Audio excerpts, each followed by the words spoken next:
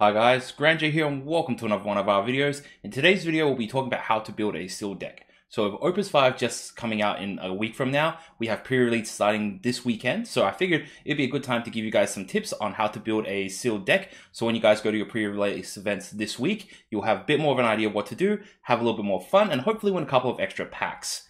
So in today's video, we'll be covering the simplified sealed format. So that's a format that seems Square Enix was really sort of pushing now with these new sealed format packs, where you get six booster packs and you build your starter deck. You build your sealed deck from that.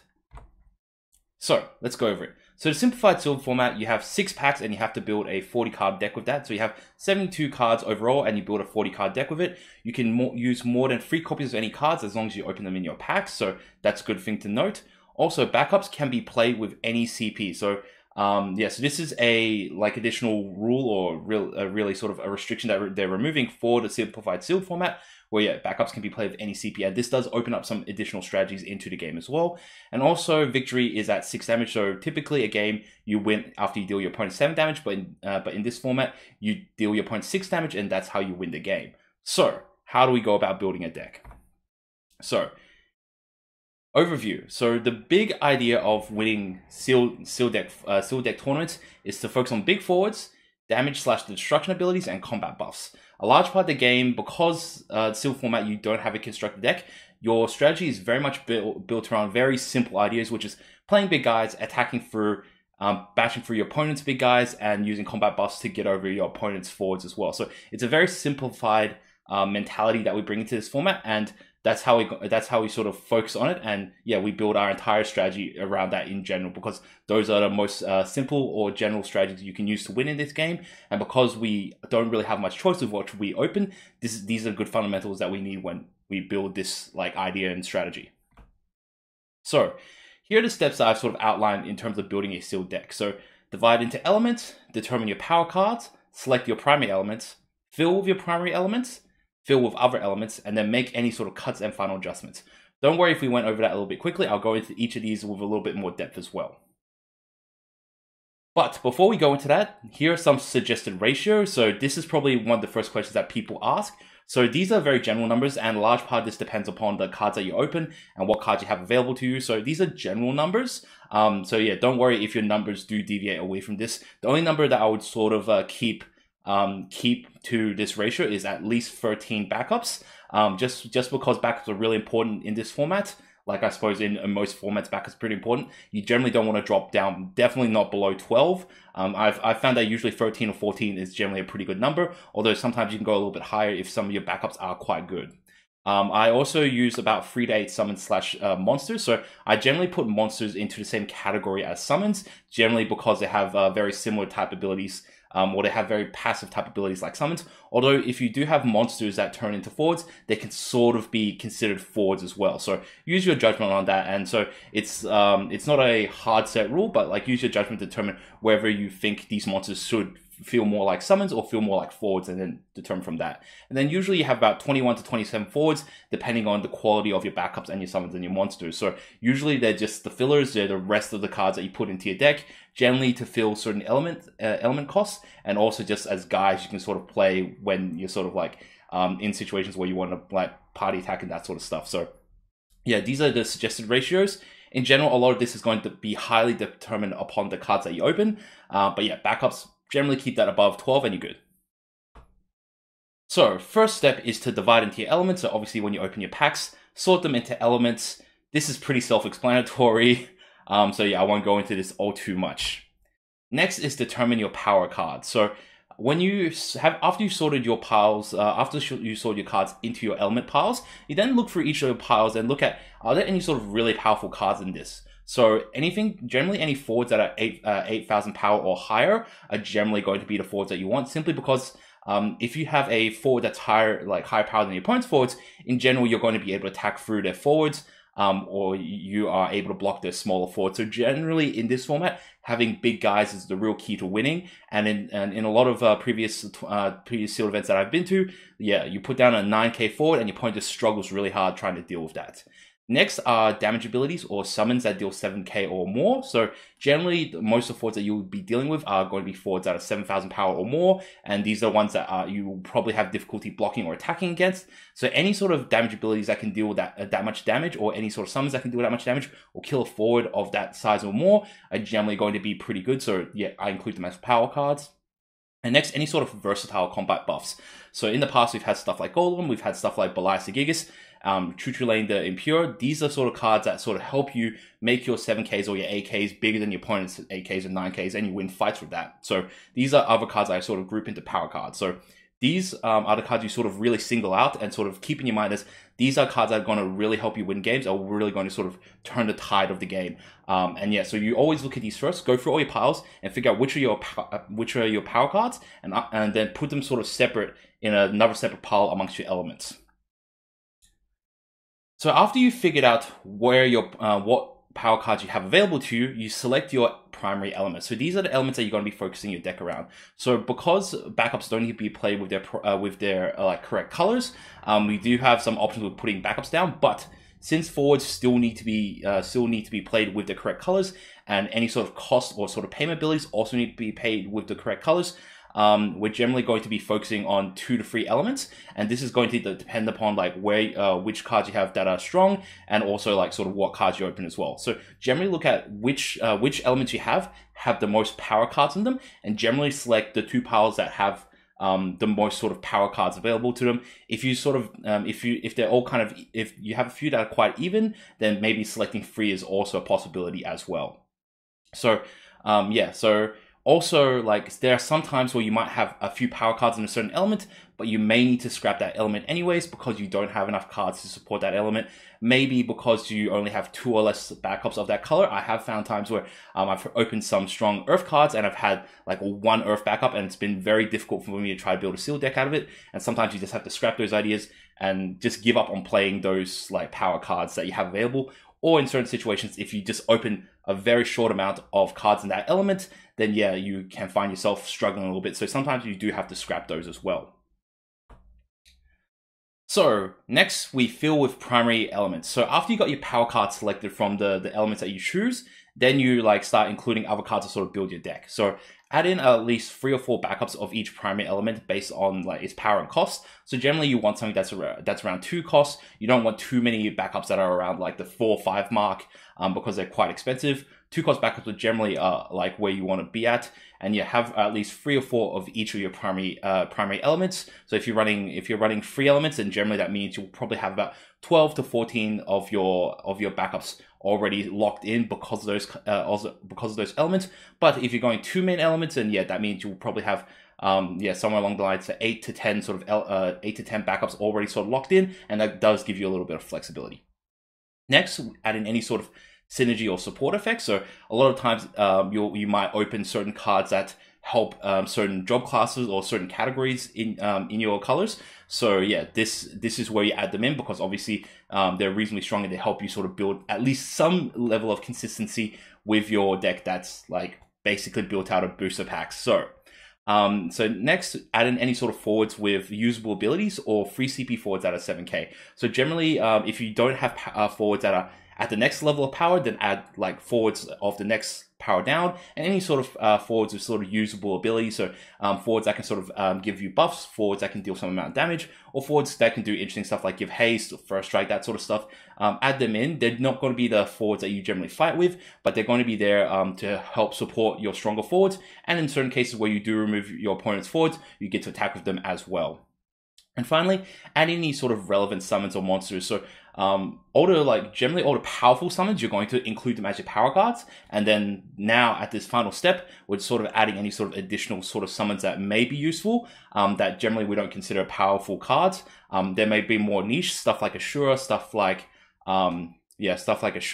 Zodiac. These sort of summons you like may not consider power cards, but sometimes you can sort of add them in towards the end because they're just like they sort of like fill and they have a okay sort of effect, and sometimes when you sort of need them.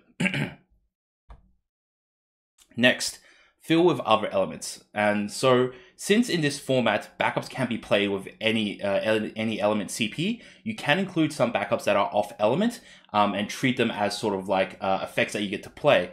So you can add backups that have strong enter-play abilities, or add backups that have activated abilities that require no element required, that have no element required. So so certain backups that have dull abilities that don't have like an elemental cost with them, you can add them into your deck, or any sort of activated abilities that you have to pay like no color restrictions, so pay 1, dull break. Those sort of backups can also be included in the deck as well, because you can play them without sort of using the element without paying their elemental restrictions, and then you can use the ability later on in the game. Next, and finally, we make some cuts and final adjustments. So basically, a lot of times you'll find yourself being slightly over 40 cards or slightly under 40 cards. If you're over 40 cards, that's great. It means that you go look back through your pile, you look through your deck, and you remove any sort of underpowered forwards or underpowered monster summons until you're happy with that. So there will be times where you think, maybe this monster or this summon's a little bit lackluster, doesn't really do enough for my deck, or maybe I've got plenty of like good forwards that are 3 cost or 2 cost already, so maybe you reduce those down, and that's going to be how you're going to reduce your deck down to 40 cards. Also, you also look at your backups and see if there are any sort of elemental imbalances. So if you find that like half your deck is of one color, like let's say fire, you might find you need to add some more fire backups because your other elemental backups might be too high. So you can make some adjustments here. But yeah, this part is really sort of experience and really sort of like really sort of experience based, and really sort of just having an eye over your deck and the numbers. But yeah, so these are just like final adjustments that you make after you got the large majority of your core of your deck sort of built out. And so that's really it for the overview. I've got some live examples for you guys here. So if you guys want to stick around, I'll open up a couple of packs, run you through an example of me building a seal deck, and I hope you guys enjoy. So yeah, let's get started. So here we are. We're doing our worked example of how to build a seal deck. So here we've got 6 booster packs. I only have Opus V available on hand, 6 packs of these. So we'll build a seal deck out of this and see how we go. So, like we did in our worked example, I'll go over the same sort of basic steps and we'll take it from there. So, we'll sort these out into colors. First, open up each pack. And already we can sort of see that we do have quite a lot of like lightning cards here. So that might be something that we'll be looking into. Obviously, it's still the first pack, so there's still a lot of other cards we'll be opening up. So yeah, here we go. So pull out. So first of all, you just sort all your cards out into like their specific colors. That way you have a general idea of like what cards you're working with, and and sort of what sort of deck you can build. So I'm not really looking at these cards all too much right now, although if I was working this example, I would be probably a little bit more focused on the specific cards. I see I got a Garnet there, which is pretty cool. But yeah, I suppose we will just bear on through, and then in a moment when we do sort of like have everything sorted out, that way we can sort of look at what colors we have available, what cards we have available, and sort of take it from there. So just sorting out what elements we got. So something that you might not know is if you go like sort one element at a time, like one card at a time like this, it's actually pretty slow. So something that you can do to speed up the sorting process is you just like open up your pack. You open up your pack and you just look for everything for like of a single color. So like, cool, there's all my ice stuff. Here's my fire stuff. Wind stuff, earth stuff, water stuff, we're done with that pack. So it's just like a handy little way to sort cards pretty quickly. Instead of sort of like putting your hands up and like backwards and forwards into each pile, you just sort of like pick out the cards that you're looking for from each pack, and then you put them into their relevant pile, so your hands aren't moving backwards and forwards a lot. And we got one light card here. So I guess we will, before we get into I guess I will fan out each one of these colors for you guys, so you guys can sort of see what we got going on. I am working with a little bit less space here because I have to deal with this camera. So here are the fire cards that we're working with.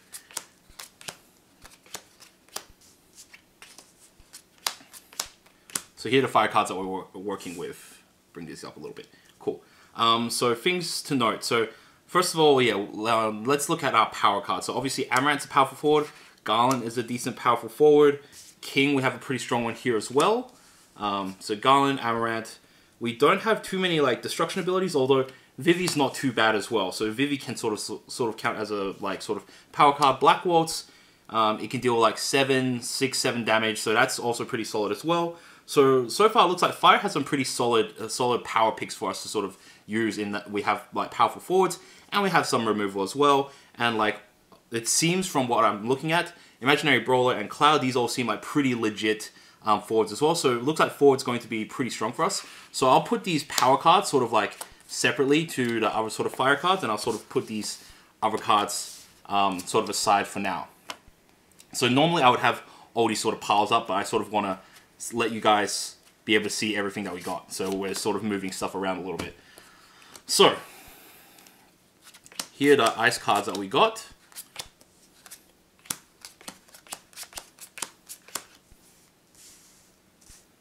Just move it around so you guys can see it a little bit better.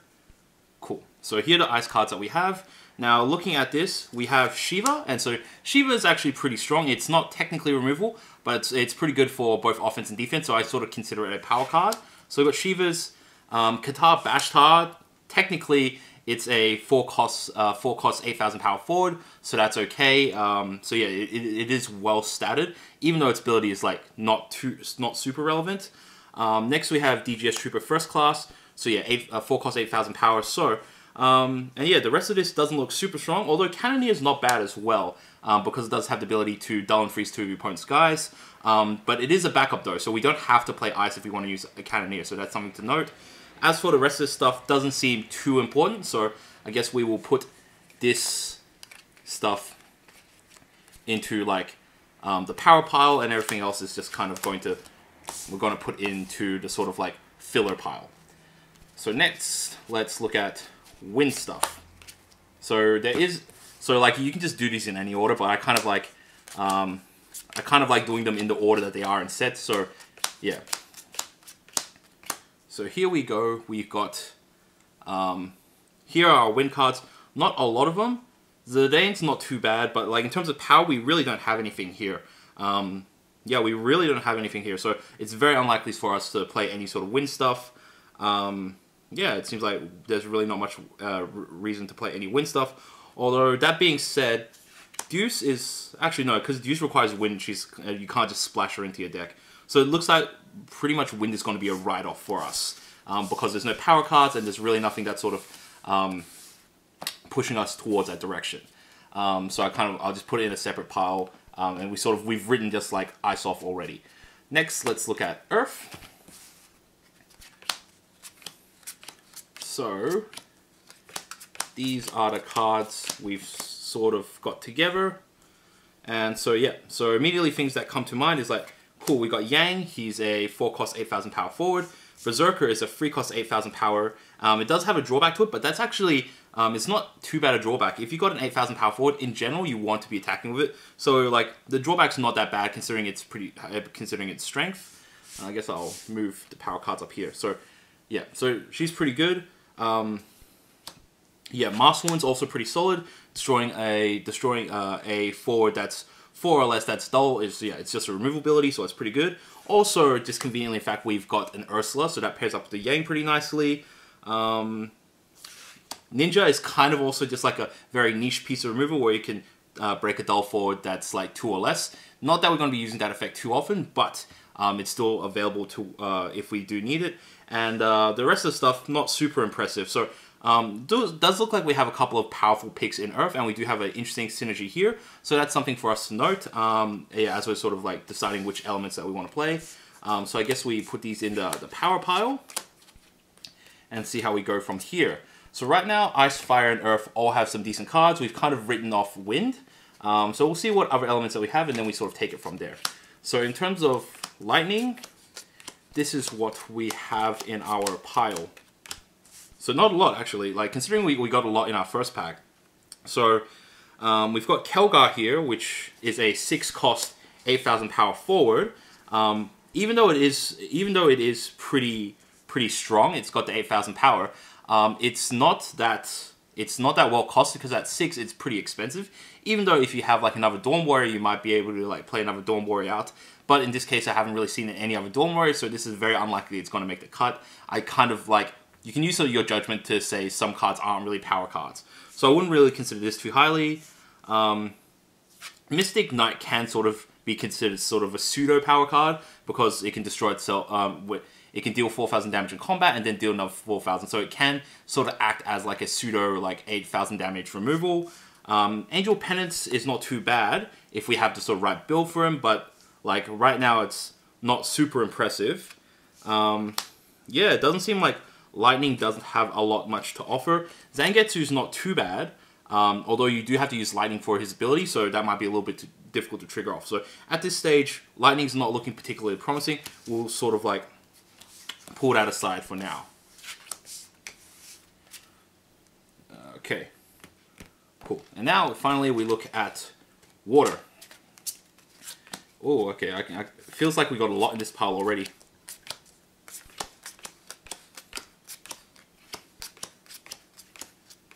Yeah, okay. We got a lot of water cards, it seems. All right, so cool. So this is what we're working on for water. So things that we're going to take note of is... So, things to take note of.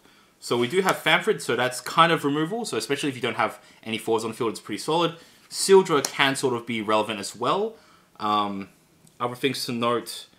Not a lot here. Garnet's not bad because she's unchoosable by summon, so that's something there.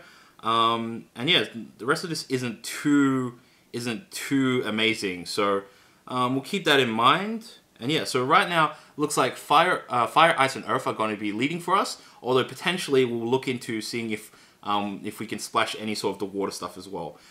Things to note: Artemisian is not a bad backup as well. So Artemisian's not a bad backup. Ico, depending on if we are playing FF9, but at this stage I don't feel we have enough FF9 to sort of consider her worthy of anything. Summoner is again another backup that you can play if you are like running in sealed format, simply because you can play with any sort of color and then you can grab a summon back. So that's something to note. But yeah, so it looks like at this stage our deck will probably most likely our deck is probably going to look most likely built out of Fire, Ice, and Earth. So we'll break it down, have a look at what we got, and then we'll sort of take it from there. So we'll sort of shortlist this water pile for now. And we also just got a Minerva. Minerva is a 10,000 power forward, so obviously if it sticks around, it's going to be pretty strong. It gets to block dudes and then make all you guys plus 3,000 power, or allows you to draw more cards. So this is going to be a bomb, so I think no matter what color we're going to be playing, we're probably going to have Minerva in the deck because it's a pretty strong card. So yeah, we'll keep that in mind as well. So, looks like here is really what we're working with. So we've got some powerful Earth stuff, some okay Ice stuff plus Shivas, and obviously we got some decent Fire stuff, right? So right now, like, definitely it seems in terms of power, it seems like Fire and Earth seems to be where we're at. And potentially we could splash in, potentially Ice as well. Yeah, if we want to use the Shivas, in which case, like, adding in those summoners might be relevant as well. But let's get started on like the Earth and the Fire first, and then we'll see if we want to add any more Ice stuff. So let's sort of have a look at what we have available in terms of Earth and what we'd be sort of willing to play in this deck. Looks like our numbers might be low, so we might have to play some additional colors as well. So if we put these into sort of like forward backup piles, so forwards, backups here,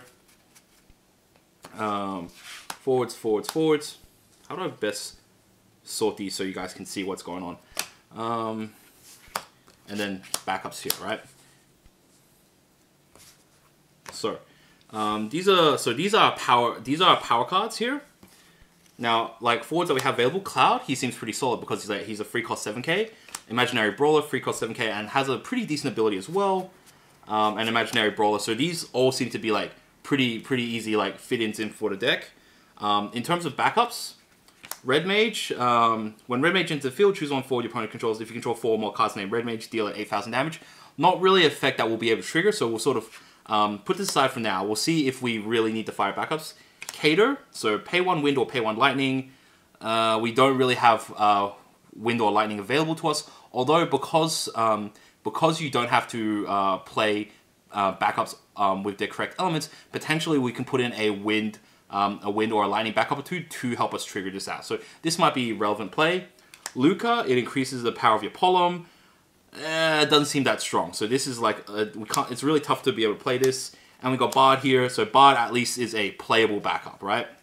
So that's pretty solid. So right now we've got at least 4 fire backups. So at least at a minimum, it feels like at least we're okay. Next, let's look in terms of Earth stuff. So we got Maskwoman already. Ninja is actually not too bad. We could do worse. Summoner, put Summoner into Break Zone. Cast a summon of cost 6 or less from your hand without paying the cost. So not particularly strong right now considering we don't have any summons available to us. But this does allow us the opportunity to play like that Seal Drill that we have available. So potentially that's a synergy that we can look at. Next is Segorides. Choose a forward, loses first strike until the end of turn, and it buffs up your Brandless. Obviously we don't have Brandless, so we can't really sort of do much with it. WRO member, so yeah, it's a free cost 7k, so that's actually not bad. So yeah, even as just like a regular forward, it's actually not too bad. Horror of Antiquity doesn't seem too relevant right now. Girl Who Forgot Her Name, search your deck for a World of Final Fantasy forward. I don't believe we have any, so this is kind of like question. We can't really sort of do much with this. But Pelennor is like another Earth backup that we can play because yeah, so it gives you Brandless Brave, which doesn't really matter, but you can also use its ability to deal 1,000 damage to all forwards, which isn't fantastic, but in certain situations, because we are running like 7,000 power forwards, it does help us get over the line sometimes. So we'll put these in another pile, we'll shortlist this, and we'll sort of come back to it, see if we want to like look into this sort of stuff. So this is really the sort of like good Earth and Fire stuff that we have available to us right now, right? And right now, so we're looking at potentially 9 backups right now, and we're looking at, oh actually, yeah, okay, we don't really want to use these 2 guys. So yeah, we're potentially looking at 9 backups right now, and we've got 10 forwards sort of sorted out. So yeah, so we still got more numbers that we need to fill. We basically need to double up our forward line, increase some backups a little bit, and then fill in with some monsters or some summons and that sort of stuff. So this is what we got so far. Now let's have a look at.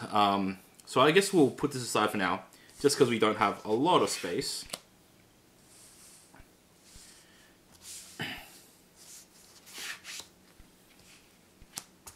Cool. So the next sort of like those other colors we were looking at potentially was ice. So the reason why we're looking at ice is because we have Kadar Bashtar, which is a 4 for cost 8,000 power forward. When it attacks, it does freeze the forward, cost 3 or less. So it's not a fantastic ability, but it's an ability. And it's on a okay body. So we'll consider we're playing it for the body, and then if we do ever get an ability out of its ability, then we'll just consider a bonus. This guy makes all your standard units, all your ice stand units plus 2,000 power. But looking at our deck, we don't really have. Actually, we've got 2, but like then again, that's not really too impressive. Shiva's actually are pretty solid. Cannoneer is pretty solid. Harley isn't too useful. Emina isn't too useful in this case. Deep Ground Soldier doesn't help us out. Mystic Knight isn't particularly amazing. Time Age, Edward. So this really doesn't offer us a lot. So if we were to play Ice, we really only have 2 Shivas, a Cannoneer, DJ Shoulder, and Kadar Bashtar that really sort of adds into us for our deck. So it's really difficult to sort of like consider Ice at the moment. So we'll like set these aside and have a look at sort of what other cards that we were sort of looking at. So we were looking at we've pretty much written off Wind because there didn't seem anything like of too much important in Wind for us. Yeah, there didn't seem anything too much important in Wind. If anything, we would potentially put in Wind backups just to help us with using the Cater's ability. But that's only if we come back if we have more space. So yeah, so we'll keep that in mind for now, and we'll move on. As for Lightning, we didn't really have much going for us either. Yeah, Kelgar's not particularly too amazing. Zangetsu's not particularly amazing. And yeah, the rest of the stuff is really difficult to sort of use as well. So can't really like look into lightning all that much. So potentially right now we're looking into water. So obviously Minerva probably makes it in, but we'll just set that aside for now. So if we go water, what do we have available to us? So in terms of forwards, Garnet is relevant for us if we can get the other summons in, such as Fanfrit or Sildra. So that is a consideration for the deck. Yeah, so it's not too bad with that. Porum, it's a 4-cost 7k, so it is below curve. At least it's a forward. Summoner does get us one of our summons back, so these are not bad getting them back. Quattro Queen can give us pump, so that's not bad. Blue Mage returns a forward of cost 5 or more, which actually is not bad in this format. Ico may or may not be that good in this. Considering it only looks like we only have Garnet as a target, then potentially we might not use Ico, but if we need the water back, we can consider her. Artemision's actually very solid. Yeah, it can help you sort of mulligan early on, so that's pretty solid. Ephemeral Summoners, by themselves aren't particularly strong, although there might be situations where we can use it to pick up a Fanfrit, so that is a consideration. Mog 9, if you control an Ico, you can draw a card when you put it into play. So yeah, it does give us some reason to play this Ico, but still that's a very iffy situation though. We've got some White Mages that don't really do that much. Leonora that doesn't really do that much, and Ephemeral Summoner. So right now it looks like Water has at least some playable cards for us. So let's try to sort of add these in. So Garnet we can add in, Porum we can add in. Ephemeral Summoners aren't too bad for the deck because they do allow us to grab Fanfrits. Yeah, then let's see in terms of backups. So we have Sildra and Fanfrit available to us, and yeah, Sildra does have the ability to come in cheaper if we use the Summoner's ability. Artemision's a pretty good backup. Blue Mage is a little bit niche, but like it still is relevant. Mog 9, even if we don't play Ico, potentially could still be relevant. Quattro Queen seems pretty strong. Summoner, and yeah, so depends on if we want to use this Ico or not. We only have one target in the deck for it, I believe, so I think we might cut this actually because our backups actually seem pretty full. So we've got our 4 fire backups here. We've got like 5 earth backups here. So that's 9 backups already. Potentially we'll be adding like another 5 backups to the deck. So that's 14 backups. So that's actually, it actually fills up our backup number pretty well. So it gets us up to 14. And we have a decent amount of like of fire, earth, and water backups. So yeah, it seems like I'm pretty happy with this backup line. So we'll sort of like put this together for now, just to save a little bit of space, and so that way we can show you guys off more of what's happening elsewhere. So we got 14 backups sorted. We got some summons here, and now we got forwards. So we've got 10 forwards sorted out already. And we added another sort of 4 water forwards, and we got some water summons as well. So right now we still have potentially 14 cards here. We got 14 cards here plus another 2 here, so 16. So we've got 30 cards sorted out.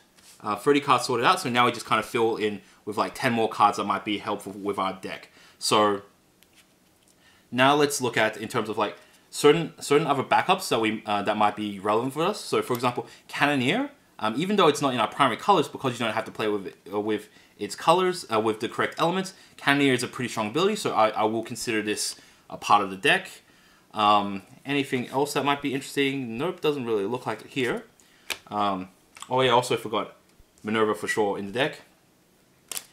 Cannoneer requires lightning, so it's like kind of like difficult to use as a backup. Black Mage, if you control multiple Black Mages, obviously we can't really do it. Yeah, there's not much we can do from the backups in terms of, lightning backups. In terms of wind, yeah, potentially we can get Geomancer in to like help us with like extra 2,000 damage. So if you do attack with a forward that's like say 7,000 power, and your opponent blocks with 8,000 power forward, you can then play Geomancer afterwards to help you with additional damage. And also allows us to help trigger off Cater with wind. And yeah, Deuce probably not, because you do need wind to use her ability, so probably not include her. And so yeah, so that's probably all the like off-color stuff that I want in the deck. And so now we just kind of like fill in with sort of stuff from our primary colors, just to like, you don't actually have to play a lot of these cards, so because you can just like discard them for like for CP for your primary colors. So yeah, so looking at Earth, Fire, and Water. Yeah, so Horror of Antiquity, at least it's a forward, so you can sort of like fill in with that. Yeah, these white mages, yeah, if they form a party if there's someone that forms a party with white mage, yeah, decrease the damage, decrease the damage dealt by 3,000. So this is actually like potentially something that we can add into the deck. And yeah, so like Girl Who Forgot Her Name doesn't seem like it might be relevant.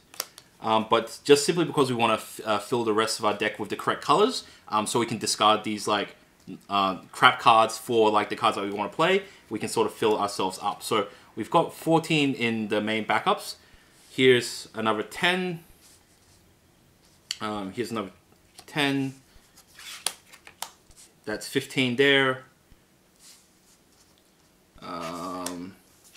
So that's 20. So this is 14 plus 20 is 34. 34, here's 36, and then we just sort of add in 4 more colors that might be relevant. Because we were playing Mog 9, that means potentially Ico might be relevant, so potentially we could add in like 2 Icos, and potentially like, yeah, to help us off with maybe some of the fire cards, and we could potentially add in another like fire color as well. So yeah, so that looks like where we want to be. We actually need 1 more card. Just put in another Earth card. So this does help out our Earth ratios a little bit better. So that's pretty much it. Obviously, if someone else was building this, they might have gone a different direction. They might have gone ice. It was actually tempting. If potentially our ice backups were a little bit better, then I might have considered going down the ice path. But yeah, so if ice offered a little bit more, then I potentially would have considered going down the ice path. So yeah, that might have been like someone else's opinion as well. So overall, this is like how I've gone over and built a deck. Let's have a look at sort of what we ended up with. So in terms of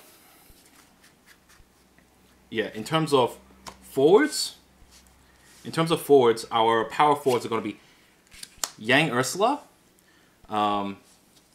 Garland, which is pretty strong, Clouds, which are pretty Clouds, Imaginary Brawlers, Amaranth, King, and then Berserker, WRO, Minerva, and Garnet. So these are going to be sort of like our key power forwards. We do have Famfrit available to us as a summon, as well as Sildra. Ephemeral Summoner can like combo well with Famfrit. Obviously, like Porum just like on random situations where it might be useful. White Mages and Horror of Antiquities, these are just kind of like filler forwards I have for the deck. So yeah, so this is really the core part of like our forward line and summons and stuff. And in terms of backups, our core backup line is like Quattro Queen and Blue Mage. Blue Mage can be useful. Summoner to return some of our summons. Mog 9 just occasionally just to be able to bounce forwards. Artemisian.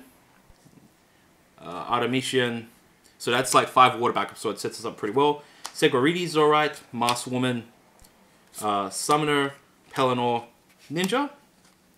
And then we got Bard. Cater. Black Waltz 2 and Vivi. So yeah, so that's the core part of our backup.